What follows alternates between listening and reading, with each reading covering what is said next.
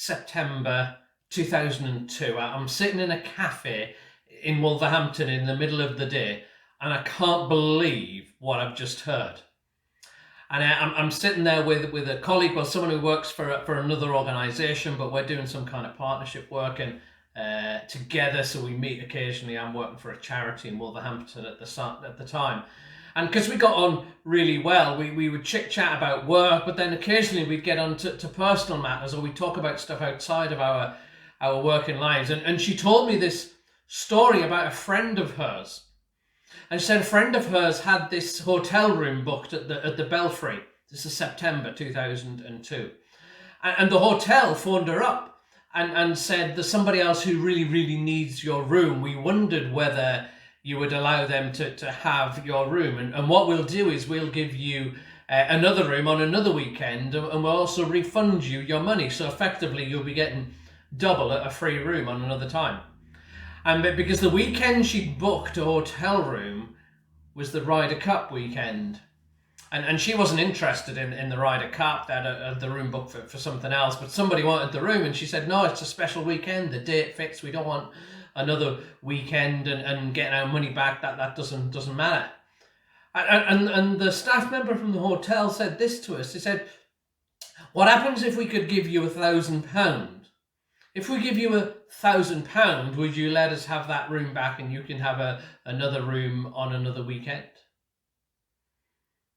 And a woman thought about it for a bit, and she said the money'd be nice, but it's a really important weekend for us, and another date doesn't fit. No, sorry, I'm going to have to just keep the room, but thank you very much. She put the phone down. A couple of hours later, she gets another call. It's from the hotel again. It says, sorry, really sorry to disturb you. We're just ringing about your room, and we've got someone who really, really wants it, and they need it for that weekend because it's the Ryder Cup. And we just wondered what it would take. And the woman replied, what do you mean? What would it take for us to get that room back off you? And so the woman, she thinks about it for a bit, and she does a mental calculation, and she calculates a mortgage, and she calculates all her outstanding debts, and she gives the staff member from the Belfry Hotel a number, and it's the number required to clear all her debt out. It's a ridiculous number. It's her mortgage, all her credit card debts, and in a sense she just says it to get rid of the woman. And the hotel says, okay, you'll have a check in 2 days. We'll give you another room for another date. And they put phone down. And the woman goes to tell her husband and thinks it's a bit of a scam. It's not kind of realistic, but we'll see what happens. 2 days later, she gets a check through the post. So this is 2002. They did check in those days. She gets a check through the post for the amount that clears her mortgage, clears all her credit card debt. And obviously for a second she's thinking, I should have asked for more. But as she looks at the check and she holds it in her hand, she sees the signature at the bottom. And it's from a Mr. D.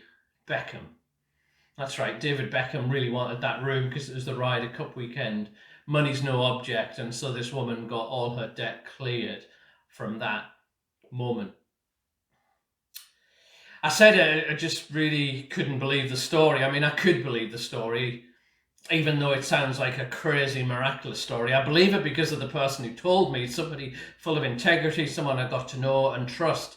And I believe the woman who told me because it was her friend, and it had only happened the previous week. So I believed her. I wonder if you believe my story. Do you think that's true? Do you think it really happened? She got a check from David Beckham for an amount of money that cleared a mortgage and a credit card and everything. It might depend on whether you've met me, whether you know me. If you know me really well, you might trust me and think, yeah, that's true. If you're just stumbled upon this YouTube video, you've never met me, you don't know who I am, you may be a bit more suspect. What about if you then went to somebody you know and you said, listen, I heard this guy speaking on the internet, you won't believe the story I told. I wonder if they would believe. And isn't it true that the more it gets passed on and the further away you get from the source, the less we believe? But actually, if I was to have that woman who it happened to, and she told you from a first-hand experience rather than me telling you someone told me, and maybe you tell someone and it gets a long thread. If you hear it from the source, from the eyewitness account, doesn't our trust and faith go up because they tell us what they've seen and heard, despite how crazy it is, despite I can't believe that sort of reaction? Well, in this series, what we are going to do is go right to the source. It's a series called Bystander, and we're going to be listening to one of the bystanders of all the things that Jesus said and all the things that he did. A guy called John, who was one of Jesus' closest followers, and he's around for most of the stuff. And he documented an eyewitness account because towards the end of his life, we think people maybe were encouraging him. You've got to write down what you've seen and what you've heard. And the reason this is so important for us, if you were around last week, began this series last week where we kind of explored this introductory idea, the reason it's so important is because when it comes to the idea of what faith means and what it means to believe, when we get into questions of kind of God and religion, Christianity, any of that sort of stuff, people can do this kind of strange thing where the words faith and belief start to mean something completely different from what they ordinarily mean. And I remember when I was kind of grown up in church as a teenager, often this illustration was used. I heard it a number of times, and it's from a film by Indiana Jones, the Last Crusade it was. And there was a moment in that film where he's in these kind of caverns, and Indiana Jones, he's overcoming all sorts of these tests and rolling rocks and fire and all sorts of things to get to the Holy Grail. And there's a moment when he's running down this tunnel, and he gets to the end, and there's a cavern right in front of a massive drop, and on the other side is the tunnel that he needs to get to, and there's a massive gap, a massive space, and it looks like hundreds of meters straight down.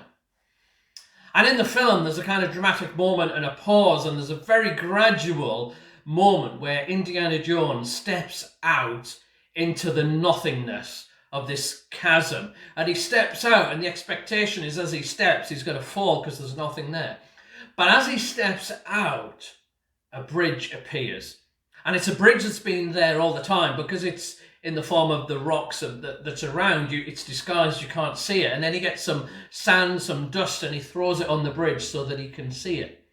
And I was often taught that becoming a Christian and following Jesus is like that. You take a step of faith, you can't see and you don't know what's happening, and you just take a step of faith.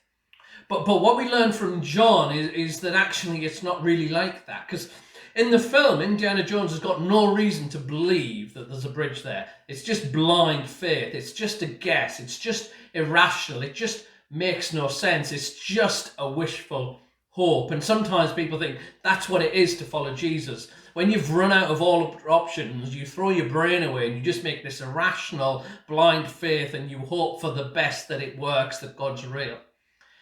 And what we find from John, and actually you find it from all the writers in the Bible, that's not what they understand by faith. That faith really, what faith really is as a response to credible evidence, to credible information, to eyewitness accounts, to our own experience, to what we've seen and heard.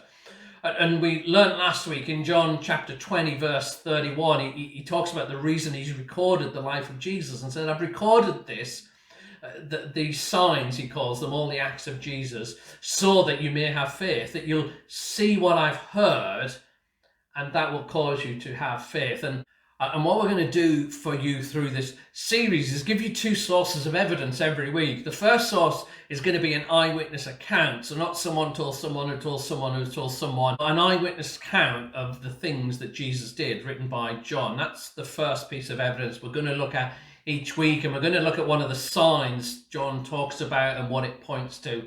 And we'll come to the first one in a minute.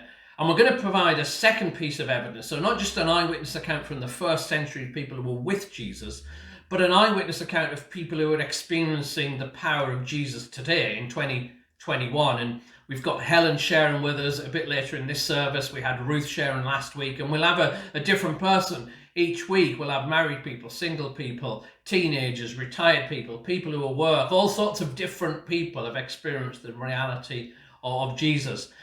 And in a sense, I want to encourage you to view this whole series, and particularly if you're not a church person, if you're searching and you're wondering, is there something more? We're not asking you to take a blind step of faith. We're saying, actually, listen to what others have seen and what they've heard.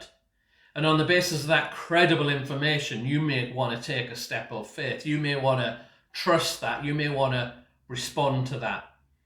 If you're a Christian already and you've been following Jesus, experiencing God for a while, you've got a third source of evidence, not just what people around us have said, not just the original eyewitness accounts. You've got a third piece of evidence, which is your own experience. And I've found that when I'm wrestling or struggling with a decision, or I'm trying to trust God for now, the thing that often gives me faith is not just blindly trusting, but remembering what God's done in my own life. Remembering how he was faithful last time I was in pain, last time I needed to make a decision, last time my life fell apart, last time I was struggling with mental health problems, whatever it might be. I can remember what he did last time, and that evidence will give me faith and trust that he will support and look after me this time. So if you're already following Jesus, you have that third piece of evidence. But for non-church people, if this is kind of new to you, then we're going to offer you the eyewitness account from the first century and a story from 2021 of how God is real and what he's done for them. And each week we're going to look at a sign. And so we're going to dive into the first one today that John talks about in John chapter 2. And this is one, even if you don't go to church, if you're new, you'll have heard of this sign. Everyone's heard of this one, even if they don't know the details. And it's when Jesus turns water into wine. And John said this is Jesus' first sign. It's his first kind of miraculous sign. And when John says it's a sign, what he means is that it points to something about Jesus. And after he's told this story, in verse 11, he says this. John says, this is like John's commentary on what's just happened. He said, this is the first time that Jesus did a sign and revealed his glory. This was the first sign that he revealed his glory. And so as we go through this story, I want you to be thinking about this question. What is it about turning water into wine that is a sign of Jesus? What is it about that act of turning water into wine that shows us something, that reveals us something about Jesus? So in John chapter 2, he's recounting this story, and he says on the third day there was a wedding in the village of Cana, which is in Galilee. He names a specific place, and he says that Jesus and the disciples were invited to this wedding, and Jesus' mum was there. So John was at this wedding. He saw this, and he said this on the third day. I mean, we say Monday, Tuesday, Wednesday. In the Jewish calendar, they talk about the counted days after the Sabbath as the first, second, and third day. So Sunday, Monday. So this was Tuesday. So effectively saying on Tuesday there was a wedding in the little village of Cana in Galilee, and Jesus was there, and his mum was there, and we don't know quite how, but his mum had some responsibility for the catering, and she was involved in the hospitality, whether she was serving or she was helping to source some of the food. We're not really sure, but she has some responsibilities. And you may be aware that kind of in first century, certainly within the Jewish world, that weddings were a big deal. They went on for a long time. You know, it wasn't just afternoon and evening. It would go on for days and days. It was a massive event. And what we get in this story is they run out of wine through the celebration. All right. Now, this is a massive deal because basically the celebration is over. You know, it's like our weddings where we're serving food and we get to the dessert and we run out of dessert, so half the people are not going to get any. It's a bit embarrassing. Or you get to the evening do and there's dancing and celebration, and the bar runs out of all alcohol and all it's got is orange squash at 9 o'clock at night. It kind of kills the mood, and it's a bit embarrassing for the people who've organised the wedding, that the couple, you know, for days and weeks and years afterwards, they're going to say, do you remember that wedding where we had orange squash from 9 o'clock onwards, or half of us didn't get dessert and just the people on the other side of the room? It's totally embarrassing. And so Mary, Jesus' mother, comes to Jesus and she says, listen, they've run out of wine. And what you'll see through the story is there's loads of hints of things that we don't get told and we're wondering about. And Mary comes to Jesus and says, listen, they've run out of wine, which suggests she thinks Jesus could do something about it. And it makes you wonder what's kind of going on home, what she's seen from Jesus. And we don't know any of that. We just know that she thinks Jesus can help. And initially, Jesus is hesitant. He said, well, it's not right. My time hasn't come yet. And again, we don't know why, but eventually Jesus does agree to do something about it. And he tells the servants to fill up the jars with water, these massive stone jars. And so they do it. Their faith at this point isn't in Jesus, it's in Mary, because Mary, who has some sort of authority around the hospitality, said, just do whatever Jesus tells you to do. And so he tells them to fill the water, and he said, now go and give that water, a cup of it, to the master of ceremonies, all right, to the guy who's overseeing stuff. And he gets it and he tastes it. And normally what happens is in these big wedding feasts that goes on for days and days, that you want the good stuff at the beginning of the week. And as the party goes on, you can get away, because it's going to be expensive, isn't it? Days and days of alcohol and food.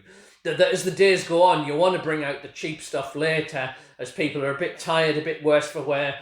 And the idea is they don't really notice. And that's the general pattern. And the master of ceremonies tastes this wine, and he thinks it's an amazing taste of wine. It's just the deluxe version. And he calls the bridegroom over and praises him. And he says, listen, everyone else, what they do is they save the worst to last because they know everyone's getting worse, but you've done an amazing thing. You've actually saved the best to last. And they enjoy the rest of the wedding, and then the story ends. And John recounts the story. He says, by the way, do you realise that this was a sign? That it wasn't just a miracle where we go, wow, that was impressive. It's a sign that it points to something about Jesus. Actually, through the act of turning water into wine at a wedding, Jesus was actually starting to reveal something about himself, and he reveals his glory. And the question you might want to chew over this week is what is it about Jesus turning water into wine that reveals something about him? Actually, it wasn't just water and wine, was it? That Jesus turned water into the best wine, into the better wine.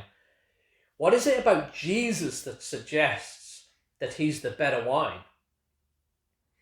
And you notice in the story where the water was, Jesus didn't say, fill up the jugs, fill up your cups with water that already had the old wine in, not that was being used for. Jesus deliberately picked something else, but deliberately picked the Jewish ceremonial jars. Now these were hugely symbolic. They were part of the Jewish faith, and they would use these jars to keep themselves spiritually clean. What would tend to happen is if they touched anything unclean, if they were interacting with an unclean animal, or maybe someone considered unclean, which might have been someone who wasn't Jewish, something to do with blood. There was all sorts of regulations that got bigger and bigger and bigger about what made you spiritually unclean. And so they needed water jars that were ceremonial pure, that would help them to get clean. And so essentially what you've got is these jars associated with the Jewish rules and regulations, their religion, their faith, the way that they've done it. Perhaps the way that the Old Testament has taught them, but then it's been embellished and it's grown in Jesus' time. And Jesus takes the water out of there and turns it into better wine. I think that partly what's going on here is Jesus is pointing to their context, to what's really important to them, where they get a sense of meaning and value, what they think makes them pure, what they think helps them stay connected to God, what kind of governs their community life. And so Jesus says, you're doing all this, but you know what? Someone is here and it's new and it's even better. Jesus is essentially saying, whatever you're using to meet your needs, I'm the better wine. And for probably for many of us who are sitting here watching, that's not that relevant because you're not following Jewish rules and customs. You're probably following other things. And maybe you might just want to think for a minute about what those things are. What is it that you follow in order to get the ultimate things in life? What is it that you follow in order to get security and to feel safe? Is it the size of your bank account? Or maybe it's that the people around you, family and friends, they make you feel secure and safe. Or maybe it's kind of a good job that not only makes you feel secure and safe, but gives you a sense of identity. Some of the other ultimate things, perhaps, we're trying to seek, is that sense of acceptance, isn't it? That sense of value, that you're okay to be who you are. And for some of us, that's the way that we dress. That gives us a sense that we really matter, that we're accepted. For some of us, it's around social media and how many likes and comments that we get. That makes us feel kind of accepted, that we matter. Some of it's about our achievements. Some of it's showing off our kids. There's all sorts of things that we do and we have to give us acceptance. And I think it's probably different for each of us. And for some of us, the ultimate stuff is about feeling whole again, isn't it? And covering maybe from mistakes or wounds from our past, almost to get kind of healing. And we may try all sorts of things to get that. And you may want to, just out of all things I said, something will resonate, something they think, actually, yeah, that's what I'm seeking, and that's how I'm seeking it. And in a sense, that's your ceremonial jars, in a way, I would say, in this story. And what Jesus would want to say to you this morning, the sign he would want to show you, the thing he wants to reveal to you in this story and in his miracle, is not just that he's better than the Old Testament rituals and religions, not that he's come to surpass that and be even better, but actually he even surpasses what your family can give you, or your finances, or your work, or your social media likes, or how you dress, whatever it is you're trying to get a sense of meaning, a sense of belonging, acceptance, whatever you're kind of building your foundations on. Jesus is saying this, he's saying, I'm the better wine. And I love this phrase that Jesus makes us better at life and Jesus gives us a better life. And our last series was all about Jesus making us better at life, and he gives us guidance and gives us wisdom and helps us to live a better life. But also Jesus gives us a better life, that he gives us a better sense of security, a better sense of meaning, a better sense of acceptance, a better way to connect with God, a better way to feel okay about ourselves, a better way to get closer to God. And this is only Jesus' first sign, and he through the story of John that John records, we get more of a sense of what that actually means in practice. And we've got all sorts of things about what his death means and what it means that he sends us the Holy Spirit and all sorts of things that come that kind of worked it out in practice. But his first sign is to set a direction for us, which is simply this, that Jesus is the better wine. Whatever it is we're trying to get a sense of something from, Jesus surpasses that. Jesus does it better. Jesus does it in much, much more wonderful way. And I guess I just want you to reflect over this week about where you get your purpose and meaning from. What is it you're leaning on, and how is it that Jesus might be better than that? And if you're a church person and you follow Jesus for a while, you'll have a lot of things to draw on for that. If you're not church and this is kind of new to you, then I encourage you to stick around through this series, this Bystander series. And each week we'll give you examples of stories from people who are living now. And we'll look also at the historical account, the eyewitness account of Jesus, where he's going to unpack more and more of what it means that he offers us something that's better, that it's the better wine. But if you can't wait for our series to unpack out, then you can contact me on our website, hopechurchosweststreet.org.uk/connect, and you can put a message in there, send me a question, and I'll try and respond to it and help you think about what it actually means for you right now this week, and what it means to respond to Jesus. And so I just want to leave that with you, for you to think about. Jesus is the better wine, whatever it is we're seeking now, that Jesus can offer you something even better.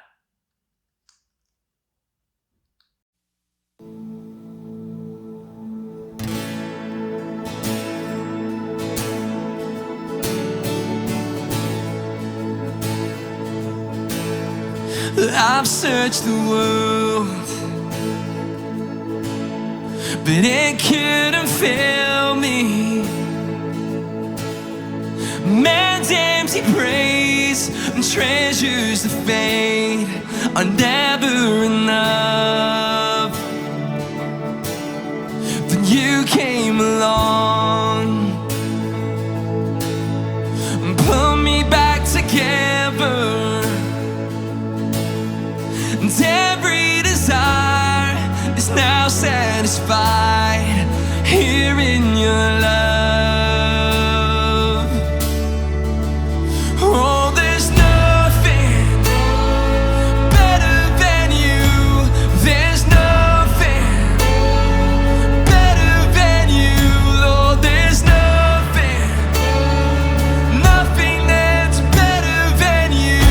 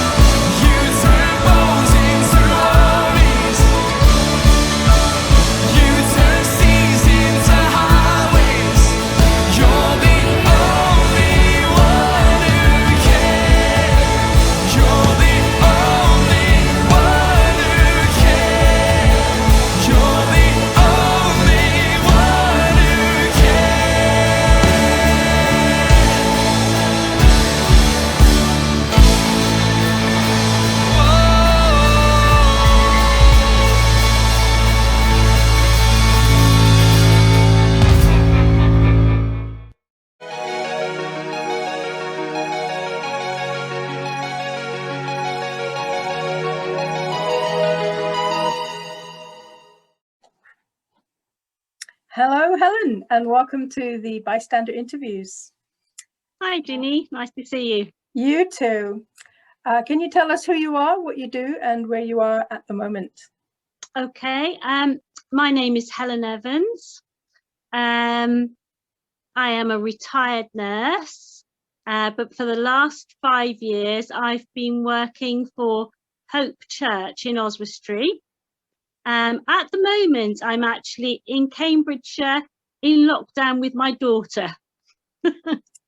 Brilliant. Well, how did you find Jesus? Oh, right. Okay. So I found Jesus at school. So I'm a living testimony that young people can make such a difference to people's lives and can be so effective, really, in their Christian walk. I ended up in Mid Wales because of unfortunate family circumstances. My dad, at a very young age, had a severe stroke and became very disabled. My mother wanted to return to being near family to support us, and so I moved to Mid Wales. And I got involved with some young people at school. I was very lost at school, new school, aged 13. It was really hard. And some Christians got beside me. And we had a local Baptist church that had quite a big active youth group. And this active youth group actually persuaded the high school to let them have a Christian union. And I was invited along, and I became a Christian at the age of 14. Yeah. Wow, awesome. Yeah. What does Jesus mean to you now? So, what does Jesus mean to me now? Well, I'm heading for 60 now. So, Jesus and I have been together a long time. And what I would say really is God's faithfulness. So we sing "Great is Thy Faithfulness," don't we? That old hymn, and we sing newer songs, which is, His love never fails, it never runs out on me, never gives up. And I think that's probably my testimony. Really, is that if I talk about a journey, it sounds very cliche, I know, but on the journey, many things have happened, and there have been times when I probably have found it difficult and walked a little bit off the path, and I have not always been, the perfect follower. That's a great thing about being a Christian. You don't have to be perfect, but I can testify to God's faithfulness through everything to me. And He does not change, and in the ups and downs of life, and had quite a few, I've had quite a lot of bereavement in my life, and I can testify to God's faith. He's got me through some very difficult times, and I would not want to have life without knowing that He was there, watching my back. Amen. Thank you for sharing. And what do you see Him doing in and through you at the moment? Well, that's a really hard one. I found it really difficult in lockdown because I can't meet with people. Basically, I'm a bit of a people person. You are a people person. And I'm not meeting with people.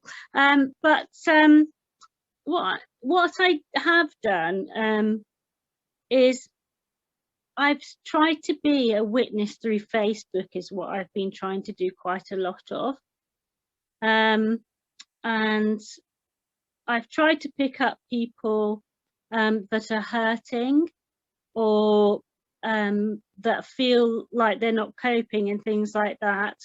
And I try and talk to them and give them a bit of hope and share a little bit about how faith has helped me. So I've done a bit of that, and I've done a lot more praying and listening to God, because obviously I've had the time and the space, I suppose, to do it, which is also very good, and that's been great. So yeah. Brilliant. Thank you so much for testifying what You're Jesus welcome. is doing in and through you. It's been lovely to catch up with you. And you, Ginny, you take care. You too.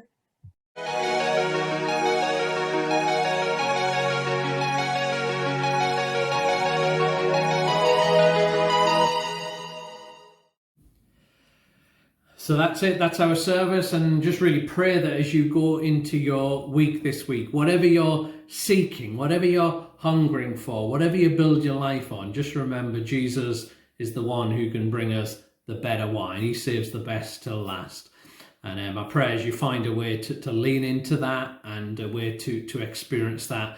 And if we can help you in any way, then get in touch with us at hopechurchoswestry.org.uk/connect. If you've got questions from today's service, you want to know more, if you want to be in one of our Zoom groups, if you want to be on our newsletter we send out every week, just giving people updates of what we're doing, then go to that site and put in your details, and we'll get back to you very, very soon.